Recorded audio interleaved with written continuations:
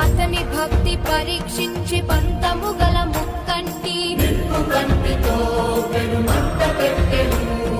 భగ భగ భగ మండే లింగము కాపాడ సాలి పురుగు మంట దూకి ప్రాణమొదలగా శివుడు కనికరించి హృదయాన చోటు నుంచి కాళహస్తి పేరు మొదట శ్రీని చేచి శివుడు శివోహమ